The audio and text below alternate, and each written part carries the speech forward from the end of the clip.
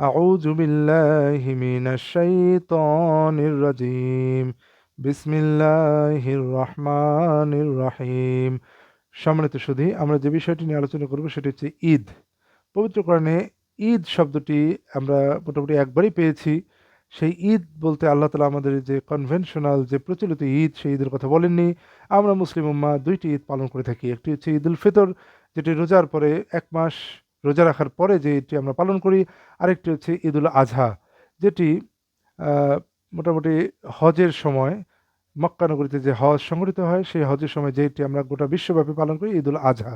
তাহলে এই দুইটি ঈদ ব্যতীত পবিত্র কোরআনে আল্লাহ তাআলা আরেকটি ঈদের কথা বলেছেন। মূলত এইটির কথাই আমরা পবিত্র কোরআনে পেয়ে থাকি।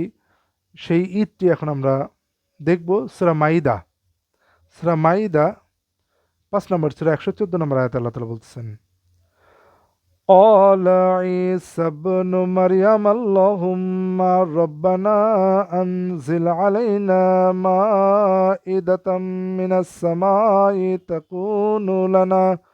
مائدة من السماء تكون لنا عيدا لأولنا وآخرنا وآية منك وارزقنا وأنت خير الرازقين।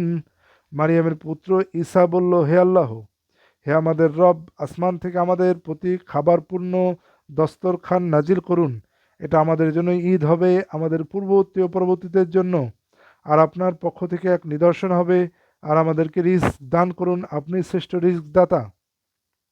তাহলে এখানে আল্লাহ তাআলা বলতেছেন, ঈসা আলাইহিস সালাম, মারিয়াম পুত্র ঈসা বলছেন, কলা কলা ঈসা ইবনু মারিয়ামা, বলেছিল মারিয়াম পুত্র ঈসা, আল্লাহুম্মা, হে আমাদের রব, রব্বানা, আল্লাহুম্মা, হে আল্লাহ, রব্বানা, হে আমাদের রব, আনজিল আলাইনা, পাঠান আমাদের জন্য, মাইদাতাম মিনাস সামাই, আকাশ থেকে একটি খাদ্যপূর্ণ টেবিল বা দস্তরখানা, তাকুন উলানা, যেটা হবে আমাদের জন্য, ঈদ আল্লি আউয়ালিনা, যেটা আমাদের জন্য হবে ঈদ, যেটা আমাদের জন্য ঈদ হবে, খুশি হবে, উৎসব হবে, লি আউয়ালিনা, আমাদের পূর্ববর্তীদের জন্যও হবে, ও আখিরিনা, আমাদের পরবর্তীদের জন্যও হবে, ও আয়াতাম মিনকা, এবং নিদর্শন হবে আপনার পক্ষ থেকে।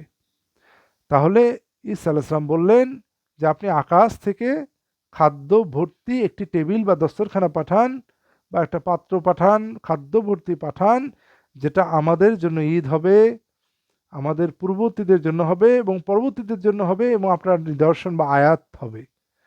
ঈদ এবং আয়াত, ঈদ এবং আয়াত কাদের কাদের জন্য এই খাদ্য ভর্তি দস্তরখানা? ঈসা আলাইহিস সালাম এবং তার কওমের জন্য।